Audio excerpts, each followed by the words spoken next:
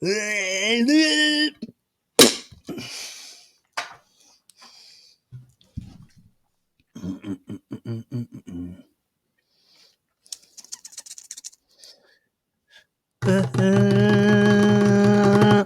not the mouse. Not the mouse. Mickey, not the mouse. Dude, Is that a fucking bongo drum? it's something of the sort. Yes. I like it.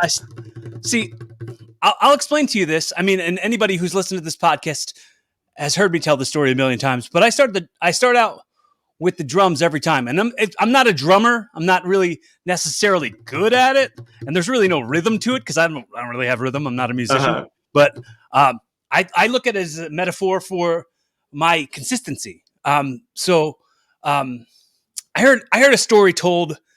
I'm pretty sure Conan O'Brien told this story to Pete Holmes, where he said, you'll like, let's say you have like a triangle and you keep hitting that triangle, like, like the dinner bell triangle thing. Yeah. And like, eventually someone would be like, do you hear that triangle? So it's like, it's about the staying consistent. So like steady as the beating drum, as Pocahontas would say. so I would just make it a point, and for a while I was carrying it to the ring with me when I wrestled. It's like it's that's dope. It's like your thing, yeah. Mine's a megaphone. Everywhere I go on vacations and car trips, I bring the bullhorn and I yell at people off of balconies and out the car window. I used to do that too. My family has had enough of it. Dude, me and my brother, we used to download like sound effects and songs and like and sit on the wildwood the boardwalk down the shore and like play the songs into the megaphone. So when people would walk by, they would be like, "What the fuck is that?" That's funny. I love that. Sometimes it doesn't work. It's hard to get the speaker into the microphone. Mm-hmm. Yeah, I mean, trial and error is always the way. That's why you fall, Master Bruce, so that you can learn to get yourself back up again. I'm gonna invent one that has a Bluetooth connection so I can play it. It's not a bad idea. I'm sure that exists already somewhere. You're right. Every time I have a good idea when I'm stoned, I think I'm gonna be a millionaire, and then someone already did it. Well, here's the thing. Don't limit yourself to that idea being the thing that makes you a millionaire. You'll be a millionaire you'll be a millionaire somehow. You just gotta. I hope so. You just gotta keep on beating your drum. Keep on hitting that triangle. Keep on staying consistent with your exact message. I gotta get a triangle. I'm in the market for a triangle after this conversation. Like, excuse me. Go call every store. Excuse me. Do you have triangles? Me in 10 minutes on Google triangle hitting the shopping tab so I can find out what fucking store has it. Guitar Center for sure has a triangle. They'll be like, "But the shape? We don't know. What does that mean? Things that are a triangle?" Excuse me, do you have a triangle? Sir, what are you talking about? Like a dinner bell? Ding!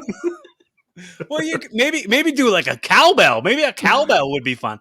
No, that sounds invasive and obnoxious. At least the triangle is like a nice little monotone, quick sound. Yeah, it's just a little ding ding ding ding ding ding. The cowbell is ridiculous. like that Blue Oyster Cult sketch that they did on SNL. I don't think I saw that one. Oh, it's like Christopher Walken was the host. And they were doing like "Don't Fear the Reaper." They were recording that song "Don't Fear the Reaper." That's like an old 70s tune. And Will Ferrell was like in this like belly shirt, and he kept hitting this cowbell. and Christopher and the rest of the band was distracted by it, and they're like, "Oh, this is annoying." And Christopher Walken was the producer, and he's like, "I got a fever, and the only prescription is more cowbell." I need more cowbell. Need more cowbell, baby. That's funny. Yeah, no cowbells. Maybe a triangle. I like the idea of that. I'm obnoxious enough. I need something quiet, Well, You could just brace them for the rest of obnoxious. You could Oh my God. start it up. Like if they're like, oh, this is a mellow little triangle, and then this boy is obnoxious. Then this boy is driving me crazy. Well, sometimes I drive myself crazy, honestly. Well, you do quite aggressively annoyed commentary on the world. Yeah. So, what is it that made you decide you were going to start doing this? Wait, I'm really glad you did it though, because it's never happened before. Maybe in like a year, I'll get to the point where I feel the way you do about it. But for now, it's never happened before. So flattering. Okay. First ever. Yeah, love it. I'll remember that here forever. first, folks. Yeah. It's my first time. It'll be beautiful. Mm-hmm. Well, I want to make sure before you get into telling that, if you feel like telling that, but yeah, sure. Before you do that, I just want to make sure I extend to you how welcome you are and how safe you are and how I'm hoping at this point we can just kind of sort of be pals and hang out. So feel free and welcome and safe, because zero judgment, zero any kind of harshness. You're not going to receive it here. Cool. I mean, I already feel pretty comfortable because I started drinking on this show. So yeah. I don't usually drink in public unless I feel comfortable. Well, I mean, you can. Especially not this trash. Twisted Tea, bro. For the audio listeners, they're fun. They're fun every once in a while. They're like I usually drink red wine, but Twisted Tea is like my spice up if I'm feeling crazy. Mickey, how old are you? I'm 28. Okay.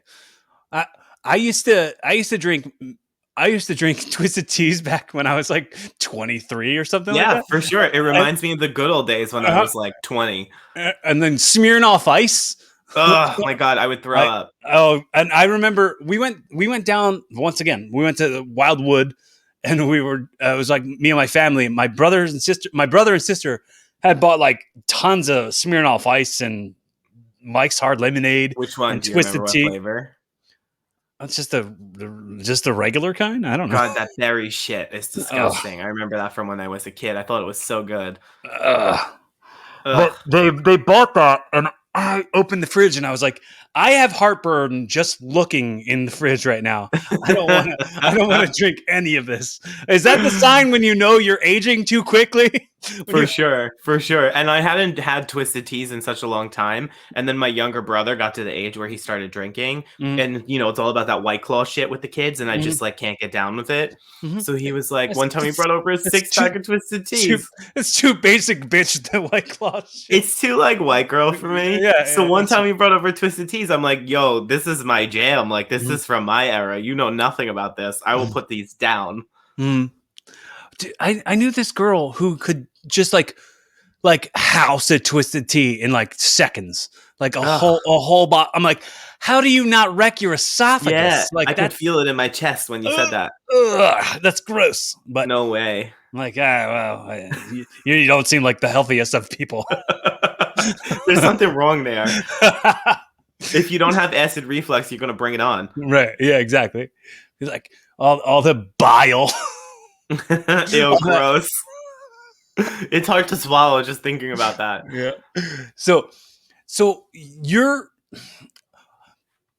I want to ask you another thing, but if I want to jump back to where we originally were when I was asking you in a very, very professional interviewer style. Oh my God. What made you decide to stop doing that? To do commentary on the. If you're doing that, I'm gonna have to do that while I answer. Wait, hold on. Well, actually. No, I'm just kidding. I just like it's always been my thing to like want to make people laugh. And I never really thought about it as any kind of like career or creative project. It was just something I always did. And then I guess in my earlier 20s, a couple people would be like, "Oh, you should be a comedian." And I was like, "You're stupid. You just think I'm funny because you know me." So I don't know. I guess the first video I ever made, I had gone to vote during the 2016 election. and I was like laughing at all the people who would post the stickers that say, "Oh, I voted" or whatever. So I made like a video about how I had gone into the polling place and they had no stickers, and I was talking about how stupid I think people look when they post their stickers, but at the same time I was pissed that my place didn't have any. So I actually watched it back recently because it was the first one, and all I could think about was how terrible my timing was, how terrible my editing was. Like, it was painful to watch. But a couple of people had, like, friends of mine had been like, "Oh, that's really funny. You should make more." So I just kind of kept going, and I would do one like once every month or so. And then when COVID happened and I was stuck in the house, I work in a restaurant, so we shut down in March, and for 3 months I was sitting on my ass doing nothing. So I just was looking for something to put my energy into. So I started making them kind of like off the cuff, and little by little over the course of that time, I made like a Facebook page for them. One of them went to like 15,000 views, and I was like, "Oh, wait, like maybe I can do something with this." So I just kept going, and like slowly but surely, I think there's about 4,000 people on that page that I don't know. They're from all over the country Wow. that always watch my stuff. I had one that hit like 400,000 views, so I got a bunch of people from that was reaching out to me, and it just became a hobby, and now I'm pursuing it. So, like, in that, did you now want to get started in stand-up? Like, have you ever thought of hitting some open mics or anything? Are you a fan of stand-up comedy, or you just wanted? Because I actually had this conversation with another comedian friend of mine. Like on Tuesday, I went to a comedy mic, and I was like, a good amount of the people who are here at this mic are doing comedy because somebody told them they were funny, and they just went up there and they ate shit. Like they didn't study comedy. They didn't like know comedy. They were just doing comedy because somebody told them they should be doing comedy. Well, that's where I'm at. Like, I'm in the phase of like learning and studying because I don't know that much about it. So maybe like 2 years ago, I thought, I'm going to do an open mic. Let's just see if I'm good at it. I'm going to just jump up there. Like, I can do it on the camera. So let's see what it's like if I try to do it live. And then as I was learning more, I listened to a lot of Joe Rogan. I watch a lot of different. Who's that? I watched a lot of stand-up from the old days. Like, I love Chris Rock. I love the old Eddie Murphy stuff. And then the newer people, I love Bill Burr. I watch all his stuff. I think he's great. I love Sebastian Maniscalco. So I've kind of been like diving into stand-up and specials and the Chappelle Show and all like shit that I missed because my hobby was always music. I was never really watching comedy. Yeah, you're a young buck. Yeah, I guess some people would say. So right before COVID happened, I was like, I just got to do it. I just got to go into the city, go to an open mic. Over the years, I was always fascinated because I had gone to the Comedy Cellar a lot and just seen random shows, maybe 6 of them. And I was like, I think I could do that. Like, I think I want to do that. I think it could be something I'm good at.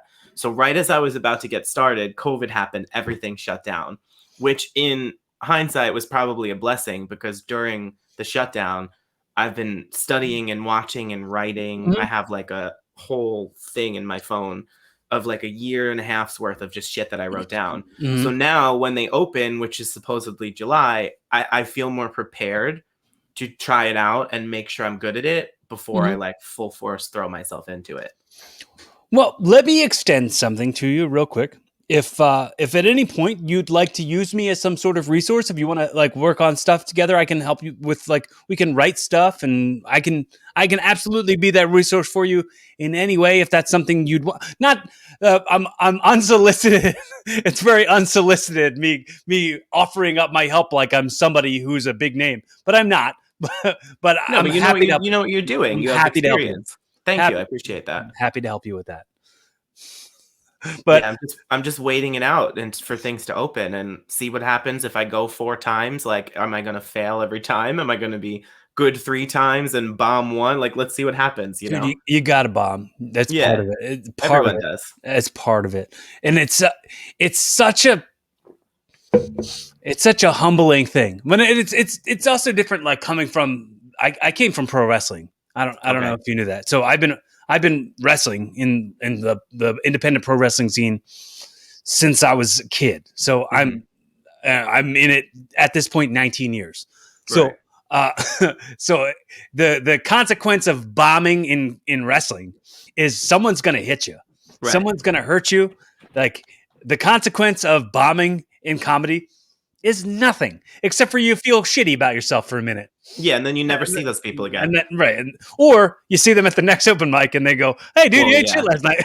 Remember last time when you fucking sucked? I actually heard a story. I had an old coworker of mine that, and I won't say any names, but she used to work at Caroline's, I believe it was, back in the day. Right. And she told me about a very famous comedian now who then was just starting out and was so bad that this person would bomb every time and they would dread them coming in. And all these years later, it's funny to hear stories like that about people who are so wildly successful, because you look at them now and you would never know that, you know? So sometimes I feel like people think that you just start and it works from the beginning, but sometimes it takes learning and growing, you know? Well, I mean, people don't see the growth of the bit. Like, people don't see, like, and this goes back to, like, and you probably heard this on Rogan. If you've ever heard of Joe Rogan, do you know who Joe Rogan is? Anyone ever heard that show? Anybody ever heard of Joe Rogan? But he talked about like how like Louis C.K. was doing the Parkland kids, whatever, he was doing a bit about that, but it was like the very like conceptual, like he was just trying to come up with a premise, very early shit. Like it wasn't TV ready, and he was just throwing it out there. He doesn't have the luxury of going and popping up at open mics, really. Right. I mean, he's Louis C.K. Damn it. Right. And as much as he's canceled, he's still a legend. I mean, yeah, of course. He never came out and promised, "Oh, I'll never be gross." His stuff, he came out with jokes that were like, "Oh, you know how good of a person you are by how quickly after 9/11 you jerked off." Like, yeah. He had jokes about jerking off. Like, yeah. So yeah, it sucks that like people felt victimized by it. It sucks that, you know, that maybe he took advantage of a power position. Right. But like, you gotta fuck up to learn. You know. Right. Maybe he didn't know that he was doing that. You know. Right. It was just like, well, that's a thing that he likes to do. Some people like weird stuff. It's such a tricky situation to like look from the outside and pretend you know what happened. Mm-hmm. You know what I mean? Yeah. Everyone pretends that they know exactly what happened because they read a headline or heard a story, but nobody really knows what the situation was. I think this might have been second grade. I learned about primary sources and secondary sources. Yeah, very early. maybe first or second grade they started talking to us about this. And I really, when it comes to any story I hear, I always consider what the source is. Not just the story I hear, but when it comes to like criticisms that I hear or compliments that I hear, I'll always go like, "Oh, this guy told me I was great, but also likes like shit." Like, right. I gotta stay humble in the accepting of these compliments. I've always struggled with accepting compliments. Like, Same. I'm not. Feel weird. I'm not one for receiving them because, I mean, I wasn't a hot guy, quote unquote, quote mode, unquote mode, like most of my childhood. Like that didn't happen till I was a man. Right. So, you know, I had this long hair before it was cool to have long hair. Right. Everybody hated long hair. I had long hair in like 1999. Nobody hated it. No offense. No, no offense taken. I'm not for you. That's fine. Right. I know who I'm for, and it's fine. It's, you know, but like I was also like a skinny fat kid, and I had bad eyesight and no friends, and I was in sped, so I was an awkward little circle of my own space that no one else could penetrate. Right. But you know, I came out of my shell. But when I came out of my shell, I wasn't like, "Give me all the compliments." But here I am in this like validation seeking, like, I'm going to stand up on stage with a microphone and make you listen to everything I have to say and think that it's important enough or I'm funny enough, or think that I'm going to go get in a ring and perform when I know none of the people who are there to watch me could ever do what I'm doing. Right. Like, it's like I have to have that balance of like ego and humility. Right. Well, I feel like that's where my personality comes from. Like, that's what forced me to be funny, was being defensive when I was younger in school and in different situations, you know, because I was always the kid that was a little different in a time where that wasn't celebrated or recognized or put out there in front of everyone. And not to say that I had this terrible childhood, because I didn't, but I had to defend myself at a young age. And I feel like I learned that if I could make people laugh and if I could say something that made everyone else pay attention, it took the focus and the pressure off of myself. So I feel like that's where that started. It was more of like a defensive thing that I ended up turning into humor. Yeah, that's awesome, man. I was never really that class clown guy, but is that what you were? Were you a class clown? A little bit. Yeah. I mean, a little bit. It was a tool that I used, you know?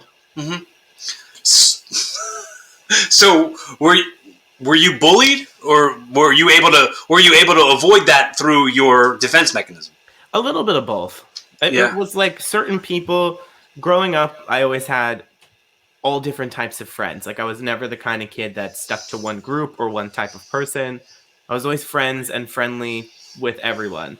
But, you know, when you're a kid, there's always going to be someone or a small group of people that has something to say or a problem or whatever. So it was always really contained to like one or two people. But I don't know, it was a weird time. It was a different time. So I figured out quickly that like being funny and having the sharpest thing to say, I could win in that situation. You know what I mean? Is your family funny? Like, I know you said you have a brother. They're crazy. But I mean, I know you said you have a brother, right? So did you have both parents, or did you have like sisters? Did you have just my brother? Just a brother and a mom and dad, and they're still together? No, but they're both around. You know what I'm saying? Like for an example, a role model, or somebody to look up to go like, well, here's what being an adult is like, and here's your role model for what to do next. When it came to them, were they like open and accepting? Did you have to like have a big coming out tale to them, or did you? I think at the beginning, first of all, I mean, I was standing in my living room at 4 years old dancing to Mariah Carey Fantasy. Like, if nobody knew I was a fag back then, I don't know what to tell you if it wasn't evident. But I guess, you know, there was a conversation. It was difficult, I feel like, at first. It was a little weird. But I mean, at this point in my life, it's just second nature. Nobody even thinks about it, you know? But I don't know. Things were different back then. It was a different kind of time. But as far as like, I definitely think my sense of humor comes from my dad. Him and I are very similar in that way. But, you know, like, as far as all that other stuff, I kind of just had to forge my own path and decide that other people's opinions, whether they accepted things or not, didn't really matter, because this is my life and you already had your shot, you know? So if you don't like it, it's either like get on the train or get going. What other people think of you is none of your business. I don't give a shit. If I did, I wouldn't be putting out the stuff that I do, you know? There's plenty of people who don't like many things about me. And like you said before, I'm not for everyone. That's fine. Yeah. I'm fine with not being for everybody. Like, yeah, life's about finding the people that you are for. I know that I'm very, very known to throw a pun out there or dad joke. That's my lane. That's not for everybody. A lot of people are very annoyed by it, but I have to go there. I have to go there because I know that the people that are my fans and the people who love the kind of stuff I do are gonna love me if I'm gonna love that joke. And it wouldn't be me if I didn't go for it.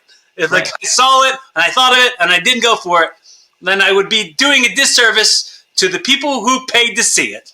Absolutely. AKA, they didn't pay to see it. They just hit the download button. I was just gonna ask you, like, where do you do shows and stuff? Like, where do you go before COVID? Do you like travel to do stand up? Honestly, I only this during the pandemic. Mm-hmm. I got my. Wait, for those of you that can't see, for the audio listeners, he's literally drinking a gallon of water. That's what that break was for. I don't know where you just pulled that out of, but that was great. It's my magical jug. He's drinking a gallon of water. I'm drinking a fucking twisted tea. Great. Most people who know me know that I drink a jug of water. I probably drink 2 gallons of water a day. That's great. But what was I saying before all that? Stand up. Traveling. Okay. Oh, so COVID. I got a good like paying gig in COVID. Like at Christmas time, I was making moolah to do comedy at a Christmas event. Like that was like going all through November through November through December, and it was awesome. It was. Was it in person or was it? Virtual? Yeah, it was. There was a no virtual things suck ass. I know, but people do it. It's you're just torturing yourself. It's so not rewarding at all. Yeah, it's like I would imagine. It's like you probably know this as a fellow funny person. When you think of something and you're like, oh, this is gonna be good, and then like you like go to say it and you get that like nerves, like how's this gonna be received? Yeah. Right. It's like that, but then it's never received good. Like on a virtual thing. It's like you can't be over. You can't you ever see those talk shows where they do it now and they turn the screen around and the audience is on these big screens in the chairs? It's the weirdest thing I've ever seen in my life. Well, they're doing that on WWE now. Are they? The whole around the ring is all like these screens of people's faces, and they're like pipe in this canned applause and canned chants, and they're like, "You suck! You suck! You suck!" Well, for wrestling, that must be so interesting because people scream such wild shit. Right. At least for like a show, it's just cheering. Right. It'll probably be canned laughter at talk shows. They're doing audience noise now too, like the crowds. I had this bit. No, I wrote it down, but I never did it. But it was like one of my favorite albums to listen to. I can listen to it any day, ever, all the time. Is the Chris? Do you know Chris Cornell? Yeah, me. Chris Cornell is. He was the lead singer of Soundgarden. Yes. And that. Sorry, he passed away recently, right? Right. Yeah. And he has a live album. It's called Songbook. I'll plug this album every day because I'll listen to it every day. Songbook by Soundgarden on Spotify. It's a live album. It's a live album where like it tells you each track. It says it's from this concert that took place at this time, right? So I always think about if like the people who were there bought that album and they're like, I was there. You hear that? Woo! That was me. That was me. I was the one. You hear that good whistle right there? That was me. Like, and I always thought about that. And I thought about my Wheel of Fortune used to tape shows in Philly. Right. Like, I guess when I was a kid. I don't know if they still do. I don't know where they tape their shows. But I know Wheel of Fortune was taping some shows in Philly. And my uncle brought my cousin to one of the tapings. And like, as the camera was panning back to go to commercial break, my cousin went, like he like whistled super loud, and we were watching it on TV, and he was like, "Did you hear that loud whistle? That was me!" And I'm like, "You need more things going on in your life." That's like me with old concert pictures that artists will post, and I'll like circle my arm in the front row, like reaching up, and I have tattoos all over my arms. So I'm like, "See, I told you it was me." Well, a loser. But like people do that who are I don't want to crap on my friends, but I'm sure I will. People who are like background actors. Like I'm a background actor in some movies and TV shows and stuff. But like other people who do it will take a screenshot of the show and they'll like circle themselves and put little arrows at themselves. I'm like, you're doing this for the wrong reasons. Why don't you try to be a real actor? You dink. Sure. That's funny. But it's like, I will never do that. I'm never gonna circle myself in something and be like, oh, there was me. I was it. Like, there was me in the back. Instead, I'll go on a podcast and I'll talk about the shows I did, or I'll go on stage and talk about it, or I'll somehow else put it over besides going, look, there it is. There's the evidence. Or I think the arrow pointing can be a little like it's thirsty, desperate. It's very, very desperate. Yeah, for sure. Talking about it is one thing. That's different. Right. Yeah. I'm like, hey, look how cool I am. Look how cool. I do cool things. How about you stop talking about the cool things that you do and just go do the cool things that you do? Look at me as man 3 in the back of the coffee shop. Crazy. Oh man, I did this film. I think the shoot was December, and there's like a bar scene where they had to like make the background actors do. I was like a principal role in the film, so I wasn't in that scene, but they were like, I was doing the fight scene for it, and then they cut to like the extras, and they were like, react to the fight scene, and this one really tall gay black dude was like, woo! And he was like clutching his pearls. And I was laughing so hard. I was watching it on the video screen, and I was like, yeah, that's not going to make this movie, hopefully. I love when really big gay guys make like the most feminine noises, especially when they have like deep voices. It cracks me up. Cracks me up. Dude, sometimes things can take you by surprise. Like, I was on the train in New York, and this really tall, I don't like where this is going. Really tall guy came in, and he was dressed like kind of like the Undertaker mixed with like the V for Vendetta. He had like this big hat on, and I was like, well, that guy's scary. And then he was like, excuse me, and like walked around. I was like, what? I was like, I wonder if this guy's got like ninja stars in his jacket or something. I love that shit. Me and my boyfriend were in Union Square Park in New York City the other day, and we were like just like moseying around before we went to dinner, and there was this guy sitting on the steps. He was in this dark black trench coat and like these huge platform boots with like flames on them and like chains and rings, and I was staring at him and I'm like, bro, it's 75 degrees outside. Are you not sweating? He looked like one of the guys. You ever see Little Nicky with Adam Sandler? Yeah, and he's like, he looked like one of those motherfuckers right from hell. How's he do that? I love that movie. Me too. I'm not like an enormous Adam Sandler fan, but I love that one. And one of my favorite movies of all time is The Wedding Singer. Mm-hmm. I can watch it a million times and it never gets old. I love that movie. I'm a huge Adam Sandler fan, and I'm not ashamed to admit it. Like, I think that like people in comedy love to shit on Adam Sandler the same way people in music like to shit on Nickelback. Mm-hmm. It's like fuck Nickelback. Yeah, exactly. What? Fuck Nickelback.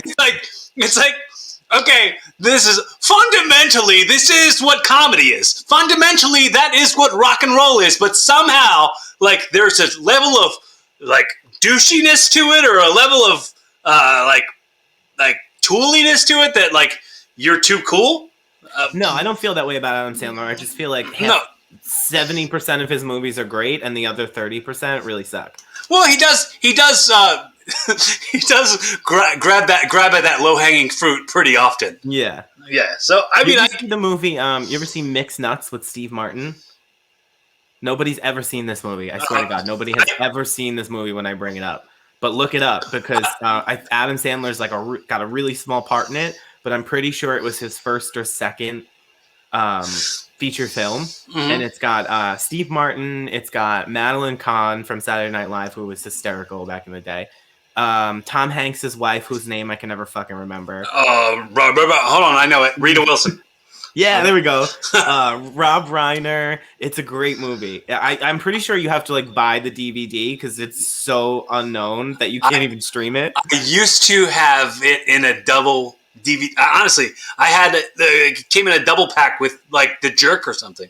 What makes nuts? Yeah, It is so you'll love it. It's like dry humor, but it is so fucking funny.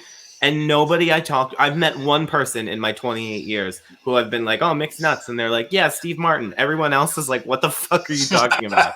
But it's so good. And Adam Sandler plays such a small part, but he's so funny in it. It's so great. And there's so many big names that weren't that big yet when they made it. It's really cool to see. Did you ever do you have Peacock? No. I mean, it's on my TV, but I don't understand how to use it. Oh. I get very confused. There's like no search feature that I can find. So Peacock has channels, right? So like they have, you could just watch TV on like a channel, like you would on your regular TV. This one channel is called the SNL Vault, and it just plays random sketches all day, every day. Like SNL. And the SNL sketches, and I'll just turn that on my TV and leave it on my TV 24 hours a day. And like that's funny. Yeah, I would like to see that. I didn't know. I don't know anything about it. I downloaded it to look for something specific, and I couldn't figure out how to use it. And I threw the remote, and I said, "Fuck this." Well, you gotta be able to control that losing your shit stuff, man. I decided it was silly of me, and then I picked up the remote and I calmed myself down. I have spurts of like frustration. Mm-hmm. Well, tell me where this anger comes from. I don't know, somewhere deep inside. But why? I have no time for stupid bullshit. So it's a lack of patience. Yeah, for sure. Or just stupid behavior. That's what it is more of the time. Do you feel like stupid behavior wastes your time? Like sometimes. Like somehow your time is more precious than other people's times? No, I just feel like some people are a little silly in the things that they do and say. I don't think that my time's more valuable. I just think that they're wasting theirs with their own bullshit. Mm-hmm.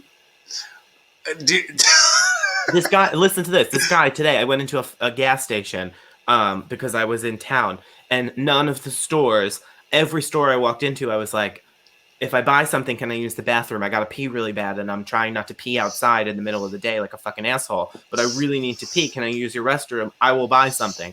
And like 4 places said no. So I walk into the gas station, and I'm like, hey, do you have a restroom I can use if I buy something? I really gotta use the restroom.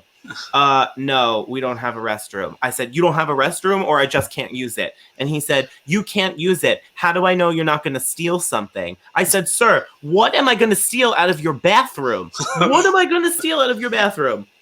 Well, that's the kind of bullshit I'm talking about. Not like conversations with normal people. That kind of shit is like, are you slow? Like, what do you think I'm going to take? Your toilet paper? Well, I've learned at this point in my life, in my old age now, I just ask for forgiveness instead of ask for permission. So like I went into the 7-Eleven and I was like, I know there's a bathroom back there, but no 7-Eleven ever lets you use the bathroom. So there's only one that I know of. I had to use the bathroom, and I just went back there and I went and used the bathroom. Someone was knocking on the door. They're like, "What are you doing? You can't go in there!" And I came out, and they're like, "You ask next time." I'm like, "Yeah, you'll just say no." So right. I'd rather just, because I had to pee really bad, I'd rather just go and ask you to forgive me, because like I don't want anything you have, right. and if I want something, I'll go buy it. I have money. I'm a man with a job. What are you storing in there? Literally. And like, I'm not like a label whore. I'm not one to like throw around anything like that. But I'm thinking in my head, like, I'm wearing nice clothes and nice shoes, like not to, it's clear that I'm not like coming off the street. You know what I'm saying? Like, what do you think I'm gonna take from you? Do you have gold bars hidden in that bathroom that you're worried about? What's in there? The soap is gold bars. Do I appear to be someone who can't afford toilet paper? Because if I do, let me know so I can work on that and figure out what I'm doing wrong. Well, in the hallway on the way to the bathroom, there's things like that are their stock. There's this stuff that's their stock that they're afraid you're gonna steal. Like, you think I've never been backstage at a 7-Eleven before? You think I don't know how this works? Seriously, what do you think I'm gonna take a fucking carton of eggs and French vanilla creamer? Like, I'll just pay for it. Right. It made me so angry. And it made me more angry because each store I went into over the course of this 12 minutes that it took me to figure out that Subway would 100% let me use their bathroom if I just bought a 6-inch sub, which I devoured. The whole time I'm just having to pee and having to go to the bathroom more intensely. And I'm getting more and more frustrated because I'm trying not to pee on the street and I really gotta go. I tweeted at 7-Eleven and I said, at 7-Eleven, how dare you call yourself a convenience store when none of the stores ever let you use the restroom? And then they responded to the tweet and they're like, let us know which ones don't let you use the bathroom. And I'm like, every one of them! I've never had a 7-Eleven where they, like, I think there's maybe one 7-Eleven that I've ever been in that has a bathroom that they let you use. The official 7-Eleven Twitter responded to you? Yes! Yes. Does it say like at real 7-Eleven? No, but it's got a check mark. At 7-Eleven official. I love when people who have like 2 followers are like, say the real somebody. Real. Who's trying to impersonate you? Nobody knows who you are. You got identity theft going on out there. Could you imagine if my ad was like official, real Mr. Not the Mouse? Nobody fucking cares about me. Nobody's trying to impersonate me. Well, I have myself. Not that I'm a super famous person, but I have to say I've had people make fake accounts with me on them a few times, where like try to catfish people or something. Oh, it does happen. Like, it does happen, but it doesn't happen at the level that I'm talking about. Right. Not to tweet at 7-Eleven. Right. I had one time in my life, I found out that somebody on a dating website, one of those apps, was using my pictures. There was like 3 of them. And most people would get angry about that and like try to figure out how to report it. I was like, that's fucking flattering. Right. I am not nearly good looking enough to be used as a catfish. So that was an amazing confidence boost. And I wanted to find the person so that I could thank them and maybe shake their hand, but I never did. Right. Well, what a fucking compliment. Oh yeah. I mean, sure. But impersonate me. I love it. That would be like so good for my ego if someone made a fake Instagram pretending to be me. I'm always afraid that it's just like a bot. Like I had somebody who was at Corey Castle 1, and then it just with the number 1, and then I looked at it and it was all my pictures that were from my Instagram that they just took. I'm like, that's so weird. I'm like, why would you do this to me? And I'm like, hey, Instagram, verify me, damn it! Not me. I would have been like, thank you so much, but if you don't take it down, I'm gonna fucking kill you. Oh no need for threats in threatening bots because it's not gonna get you anywhere. They're like 11111 and 00000. I have to remind myself sometimes that threats are illegal. Well, you know, there's in Philly they have public transportation, the buses. They're called SEPTA, and there's a sign inside of SEPTA that says, "Reminder: assaulting a bus driver is a crime." No, and I was like, assaulting anybody is a crime. First of all, SEPTA sounds like a fucking disease. Yeah, it does sound like a disease. It smells like piss. I bet. I hate environments that smell like piss. It drives me crazy. Have you ever been in Penn Station in New York City and used the restroom? Yes. Oh my god. Well, disgraceful. I think my least favorite part about that is people trying to talk to me in the restroom. That's in my the things that I've been writing over the past year. I have I put like little just lines that remind me of a story, and one of them is, why do men talk to you at a urinal? I don't care if you're at the urinal and I'm at the sink, vice versa. If we're next to each other, if we're 3 down, Why are you trying to start a conversation or saying a goddamn thing to me while either one of us is peeing? It's fucking weird. Don't talk to me while I'm peeing. I have similar bits that I'm working on. I haven't done them, but yeah, you for sure feel free to use it if you need.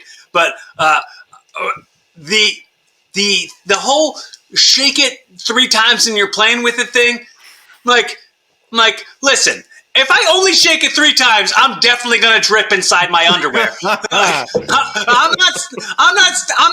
not considering it playing with it because you said it. You're just saying it because you're insecure about another man touching his wiener near you. You better calm the fuck down. Oh my god! like who came up with this rule? And it's also like, is that a rule? I've never heard of that. Is there a capacity? No, it's just it's just a thing that insecure people yell at other dudes while they're pissing. That's weird. First of all, why are you looking at me intently enough to know how many times I just shook it? That's number one. And second of all, who created the rule of what I can do with my own dick that doesn't involve another person? That's my own business. I've never had anyone tell me what to do with my own dick. Well, also, the unless other... it was good. Right. Was enjoyable. Unless it was a welcomed. Unless it was a welcomed request. Request. Yeah, exactly. Like, excuse me, kind sir, would you please take your penis out? I would really enjoy to fillet it.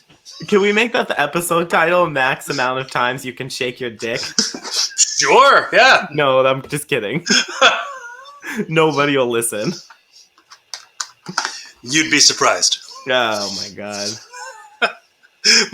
but yeah, the other thing that I had written down was like, if there's 3 urinals there, and I'm at the one all the way to the right, you go to the one all the way to the left. Don't go directly next to me. Like, we don't need to be that close to each other. Wait, like, so back to the Penn Station bathroom. There's 5,000 million people in there waiting in line. I've never seen a line in a men's bathroom except for Penn Station every time. Mm-hmm. And there's 3 open urinals. I go to stand at one, and there's a middle one, and my boyfriend stands at the third one. I said, bitch, why did you not stand next to me? You know what it looks like. Right, I know what yours looks like. I don't want some strange man in Penn Station who might be homeless standing next to me. Some Tom, Dick, or Harry. Yeah, fucking crazy. I said, why would you stand at this one over here? Right. Mind-boggling. What are you afraid? Are you afraid of it? Out of control. That's why I try to go to Starbucks. Starbucks is the public restroom of New York City. Do you live in Long Island? You live on Long Island? Mm-hmm. Okay, I think I did some comedy there. Did you? There's not that much of it except for the people that live here. But like, dude, my sister lives in Brooklyn. Okay. So I've come to New York and done some mics and stuff. So maybe next time I come up, what you said, July or something? Maybe we'll hit some mics. Everything's supposed to open. Yeah, we'll have to like link up when you're here. Mm-hmm. Yeah, dude. I think July is the tentative time of when everything's supposed to open, but everything changes every day here, so we'll see. There's some stuff going on though. I mean, there's still comedy going on in New York City. It just started in April that the clubs were somewhat open. Before that, I follow a couple of them on Instagram, and there was a lot of petitions and a lot of craziness about how they weren't allowed to open. There's a lot of like rooftop mics, and there's like there's a lot of like real independent things. If you got your ear to the ground, you can probably find something good. There's one that was doing it on the subways. I have to look them up because I don't want to misquote which one it is, but I want to know which one it is. Okay. Well, I mean, it's okay to not discuss it. No, I want to. We don't have to plug them. I want to. They're so great. Everybody, if you're in New York City, go hit up this mic just for a good laughy time. I don't know where the hell they are, but there was one of them that was doing shows on the subway, and I thought that was really cool. Like, they would just get their best comedians and schedule it like a set, with times and everything, and they would be like, "Oh, we're gonna be on this train," and they would bring like a little microphone and speaker box, and they A would little do like karaoke machine. yeah, and they would do like a full show on the subway while they couldn't have their club open. I thought that was so cool. It's fun. It was fun to see people be innovative and figure out ways to perform in certain spaces, even though it wasn't normal. So, who are your inspirations? Not just in comedy, but like I'm saying, like as people. They don't have to be famous people, but like who are the people that you're most inspired by? I think that as far as people in my life, that's probably my brother because he's younger than me. He's 19. So I don't know if it's so much an inspiration, but it's like one of the driving forces to be successful and accomplish the things that I want besides doing it for myself. I want to like set a good example. And, you know, kind of like show him that you can do the things that you set out to do. But as far as like anybody notable, most of my interests as a kid, like I know there's a lot of people who grow up idolizing comedians and really throwing themselves into that world from a young age. And that wasn't me. I kind of got into that later. So a lot of my inspirations are musicians. Like I love music. I've always loved music. Unfortunately, that's not an avenue that I can take professionally. It takes a level of talent that I don't have. Yeah, but I can appreciate it. Yes, when I see it, I appreciate that. Good job. Yeah, but I think that like people in my life mostly who have who I look up to are inspirations to me more so than like celebrities or famous people. I have a few favorites, of course, but Well, who is / are they, and why? So, I listen to a lot of different music. Like I have a very eclectic Spotify library. I love old like 60s soul music, like Etta James, and I love Ray Charles, Roberta Flack. I've always had a record player like before it was trendy, and I love going to the record stores.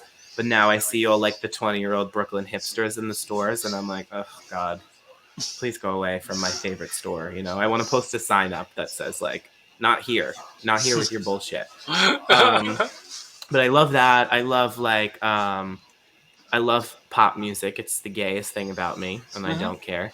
I have to agree. That's the gayest thing about me too. I mean, I'm a straight dude, but my friends will be like, "You're 75% gay." I love it. I'm a very sensitive boy, and I'm very secure in the things I like and the things that I'll tell people that I like. I'm fine with it. That's great. For sure, I'm right there with you. I get you. Well, I mean, like I said, the gayest thing about me is that I've been dancing in my living room to Mariah Carey since I was 4, and just because I'm 28 doesn't mean it stopped. I'm still here in my living room alone at night. But most currently, I really love The Weeknd. My brother and I are like obsessed with him. We love him. We always go see him when he comes to concert. I love Rufus Du Sol. Have you ever heard of them? Look them up. They're my absolute favorite. I'm gonna just pop it on my spotty. Yeah, they're like it's electronic music, but it's not like house. It's a little more mellow. I just abbreviated Spotify to Spotty, and I've never done that before, and I've never heard anyone else do that before. But I guess that's what it's called now. I like it. Let's go with it. All right. Yeah, they're really good. I actually got tickets to see them in LA in November. I'm traveling. Oh man, awesome. So we'll see. I hope it happens. That'll be like my concerts are my favorite hobby. I don't really take many vacations because I always do like at least 10 shows a year. So I'm hoping that happens and everything's back open because that's supposed to be my first one back, and they're my favorite. What was the last concert you saw before the shutdown? Mariah Carey Christmas. Yeah. I go every year on my birthday. Where was that? It's usually at the Beacon Theater in New York City, which is great because it's a little smaller. So it's actually Mariah doing the Christmas album? She does like 6 shows a year, and there's always one on my birthday, which is December 5th. But 19, right before the shutdown, was the anniversary. Mine's on the 1st. Oh, really? Hmm? Yeah. You're a Sagittarius? Yes. That's Yes. why we get along so well. We're the Yes. best people. I have the same birthday as my mom. We're That's pretty cool. both born on the 1st. Yeah. My grandma's the 4th and I'm the 5th, so we always celebrate together. That's pretty awesome. Yeah. There was a chance that I was going to be born on her birthday. And you escaped it by one day. She always tells me she's glad that I wasn't, so I can have like my own birthday. Which is sweet. Well, I don't get my own birthday. No? No. Well, I mean, I'm not complaining about it, but I mean, as a kid, it was always like my cousin Bree's birthday is like the day after mine, and my mom's birthday is the same day as mine. So the happy birthday, dear Bree. Like, so it would always be like everybody just throws every name out there, and they're like, "Good enough. All right, blow the candles out." I fucking hate when people sing happy birthday to me. Like, can we just skip that part? Yeah, I mean, it's just a ceremony, I guess. It's not necessary. I don't know, like, do you know anybody that you share a birthday with, like, in history, or, like, anyone cool? I think, well, my birthday is National AIDS Awareness Day. I know that. Oh, great. Well, so if I didn't get to skip school on my birthday, I had to sit through assembly of somebody coming and talking about their AIDS that they have. oh, God, that's miserable. I I don't know We'll if that's- celebrate. Is that like a holiday or a national remembrance day? That's awful. You should petition to have it moved.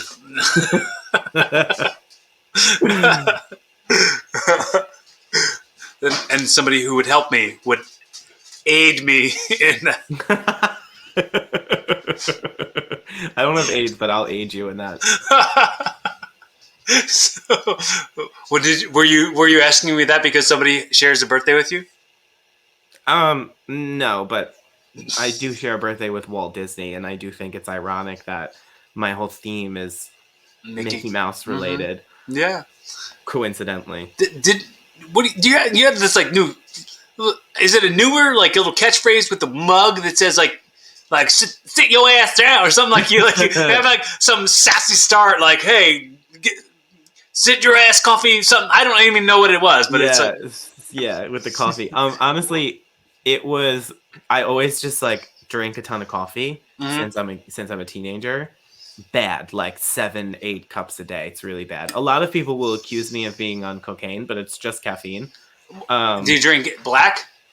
Sometimes there's no in between. It's either completely black coffee or flooded with French vanilla creamer to the point where it doesn't even taste like coffee. There's no in between. I just drink the creamer. Yeah, you could just drink the creamer out of the bottle at that point. Right. But I would always bring like there's so many gimmicks that in the video that happen accidentally that people now recognize. Like I would just sit in my car because it was quiet and I lived in an apartment where there were neighbors downstairs and my stupid cat would get in my way of the whole thing. So I just started sitting in the car for quiet and then that became a thing. I brought my coffee because I was drinking it and then that's the thing.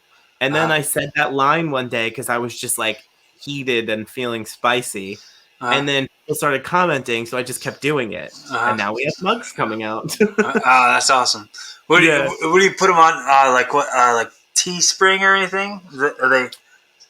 I'm using Printful and Printify to start. Okay, that's neat. Yeah, we've got some shirts and some mugs probably in the next 2 weeks. Okay, well, when you have them, send me the link. I'll put the link in the description of the episode so that anybody who's listening or watching will be able to click on that link and get themselves one of those mugs. I know I'll get myself one of those mugs. Thank you. I appreciate it. I'm always happy to support my friends. I mean, we haven't met yet, but no, we're friends. We're friends now, though. Yeah, we are. It's happening. 100%. But I just so a few more things, and then I'll let you go. Hot dog and a handshake. You right off into the sunset. I've got nothing but time. Although, for 1 second, sing your pop song because I do have to pee. Okay. I'm keeping my headphones on, so I will hear it. Okay. Well, I was actually going to look up the Rufus. No, I don't want to play it because then I'll get demonetized. But I'm going to go ahead and look up lyrics to. I'll look up some lyrics to. Let's do. Oh, that's some good P sound. Oh my god, you can hear it? Oh yeah, dude. Oh, that's so bad. No, it's great, dude. It's great. Wait, hold on. Maybe it's the headphone.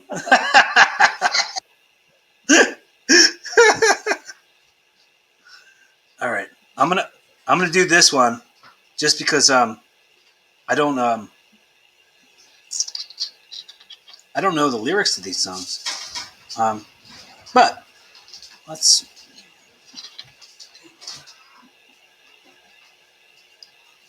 There's a song called "If I Had $1 Million" by Bare Naked Ladies. I don't know this song, but I just looked up Bare Naked Ladies lyrics, and this is what came up. If I had $1 million, if I had $1 million, I'd buy you a house. I would buy you a house. If I had $1 million, if I had $1 million, I'd buy you furniture for your house. Maybe a nice Chesterfield or an ottoman.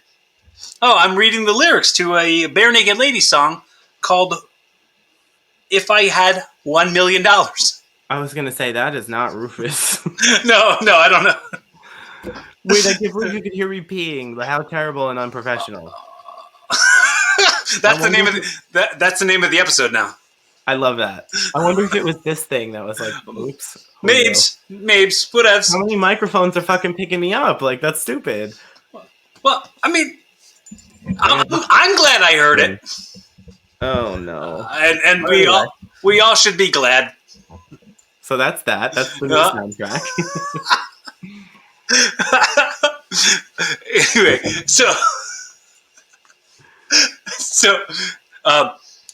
I like to do a part where I call it an audio time travel. So before I jump into that, I just want to say, while we're on the record, while we're both at this plane in our lives, we're right here on this level, right? So we might go up, we might go down, but right now we're at our current state, and I want to just say how pleased I am and how honored I am that you were able to pay me the currency that is your effort and your attention.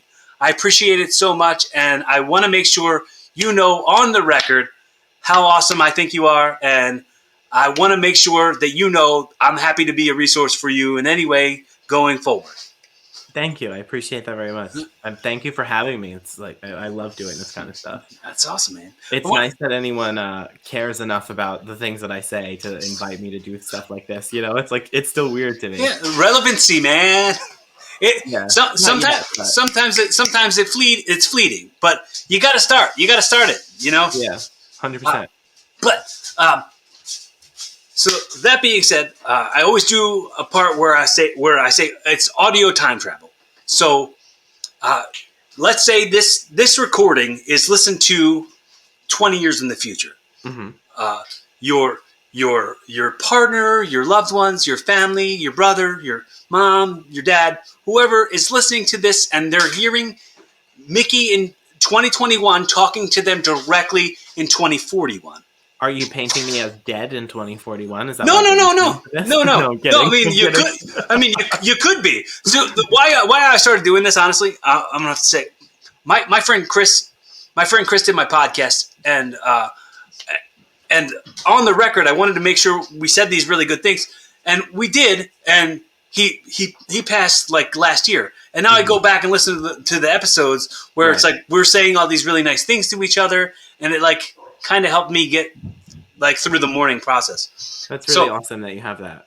So It's really cool that you have thanks, man. I once again, one more time, I have to say, if I could be a resource for you, if you want to have these kind of conversations with people, and you want to help, if you want me to facilitate in any way, absolutely. I mean, I had my mom on the podcast, and I made sure to tell her how grateful I am that she had gave up everything she ever had to just make sure she raised me and gave me every possible thing. I've had my brother on my podcast. I've had my neighbor on the pod. It's all like, this is in the moment. in the moment, it's just the moment. But who knows what it's going to be 20 years from now? Right. So that's why I'm saying, in 20 years, when someone's listening back to this recording, what is the message you're saying directly to them? Oh my God, that's deep. What would I say to them? I hope that everyone is alive and thriving at that point. I don't know. I wonder what my life would look like in 2041. So I guess it would just be to do whatever makes you happy. You know, like I hope that at that time, if I'm lucky enough to still be around, I hope that myself and the people around me just feel fulfilled, you know, because with this year that just passed and with this stage in my life separate from that, I haven't really felt that way until recently. I feel like I just started to feel like I'm on my path and going the places I want to be. So I hope that at that point, everyone is just, at least everyone I can speak to, is just doing what they love and living every day to the fullest, as cliche and gay as that sounds. But it really is important because you never know what's going to happen. That's the best I got off the cuff. I'm funny. I'm not inspirational. I said I have another podcast, it's a wrestling podcast, and the intro to the podcast for a while was like, I was like, oh, it was me saying, make sure you tell the people that you love them, and my co-host was like, you hippie. That was like the intro. It's called Wrestle Rock, but it's about wrestling and it's comedy. It's a good show. But WWF, with The Rock in his WWF days was one of my first crushes. Oh, dude, same here. No, not really, but I mean, I love The Rock. But yeah. I'm for sure secure enough in my heterosexuality to talk about men who I have had crushes on, for sure. Yeah. My number one man crush, Heath Ledger, for sure. But I can see that. But you don't like the long hair, but no, but I make exceptions. Heath Ledger, Brandon Boyd from Incubus. Who's that? Okay, the lead singer. Mm-hmm. Yeah. I guess I have to say Jason Momoa, because that's the one that everyone goes for. Who's that? Jason Momoa, Aquaman. Oh, okay. Yep.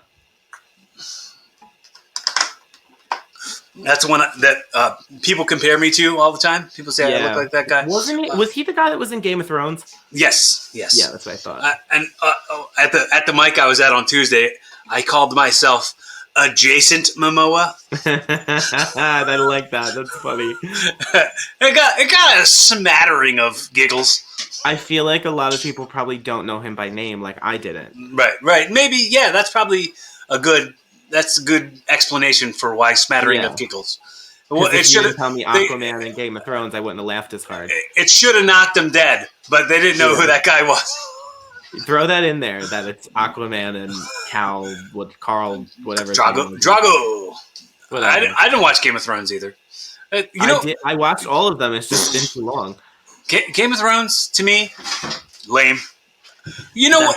Nice. You know why I say lame? Only because my friend's brother was like, "Hey, are you watching Game of Thrones?" And I was like, "No." And he's like, "Everybody's watching Game of Thrones," and I was like, Now I won't watch it. I watched it from the beginning. Like when I watched it, season 2 was halfway through. So I watched all of 1 as like a binge thing, half of 2, and then I was with it for the rest of the show. So I didn't like come in 4 or 5 seasons in like everyone else when it became a thing. Same with Dexter. You remember Dexter? Oh yeah, dude. I watched that straight through. I dedicated however many, 6 seasons, 7 seasons? I think it's 8 seasons. Whatever it is. I dedicated those years of my life from when I was a teenager for that piece of shit ending. Yeah. Well, they got a new season coming out now. I'm not interested. Not interested. They pissed you off too much. You ruined it for me. I say that now, but I will watch it, but I'm pissed. I don't want another season. Let it die. You're like, screw you, I'm not watching it. Well, I'll probably watch it. I'll probably watch it, but Well, I won't do that. Did you ever hear? You ever hear the show Power? I think it's on Stars. Yeah. Okay, There's so a 50 Cent show.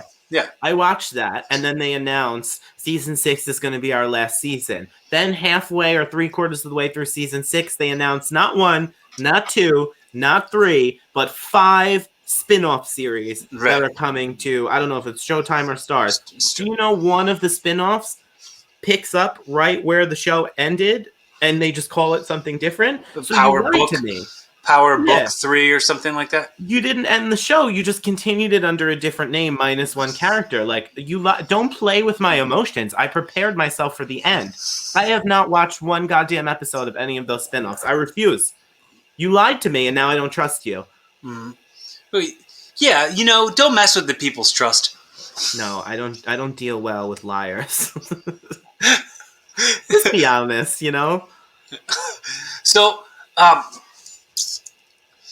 So this is the way I wrap up every show, and what I want to ask you is, in a very Jerry Springer's final thought type of way, if you could put a little bow on this episode and get the takeaways that can help people to evolve to a better version of themselves tomorrow as they are today, in any amount of time, any advice or anything, and then right when you're done, just to keep it silly, keep it light, do your best impression and say bye-bye. Okay.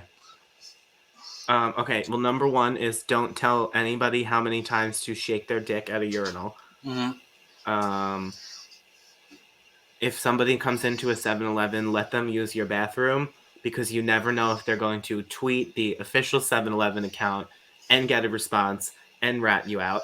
Number 3 is Mariah Carey's first Christmas album is the only Christmas music that exists. And stream Rufus Du Sol and go see them in LA at their first stadium show. That's all I got. I don't know if I was supposed to be serious, but it didn't happen. Perfect. Did you have anything that you wanted to ask me or say to me before we get that impression and we wrap it up and ride off into the sunset? I don't know who to impersonate at that point. But no, just thank you for having me. I appreciate it. Like, it makes me feel great that you reached out and were interested to have me on the show. Thank you for offering your advice and your help, and I'm for sure going to need it in the next couple of months. Yeah, that's it. I'm glad to be here. Thank you for letting me drink my twisted tea on your show and talk shit and be unprofessional while I pee with my headphones on. Want to make sure I say to the people listening or the people watching, if this is the first time you've ever checked out Evolving with Corey Castle, there's 239 other episodes of the show available on YouTube, Spotify every Monday. Every Monday, a new episode drops on Apple Podcasts and Spotify. So make sure you hit that subscribe button so that you're never in the dark. And if you like the show, let me know you exist. I like comments. I like to read even if you're going to say, dude, you suck. No, don't tell me I suck. I mean, come on. If you got this far into the episode, you've wasted your own time. But I appreciate you spending the effort of your time, because honestly, the currency of attention is way more precious than the currency of money, for sure. Because man, everything's battling for your attention. So if you could pay me some of your attention, I really, really super appreciate it. And if you need a friend, if you just need to talk to somebody, reach out to me. I'm always here. I'm not a hard person to get a hold of. I'm not at Corey Castle 1. That's a fake guy. Go to at Corey Castle on all the platforms. It's CORYKASTLE. Mickey at Mickey, not the mouse, with 1 T.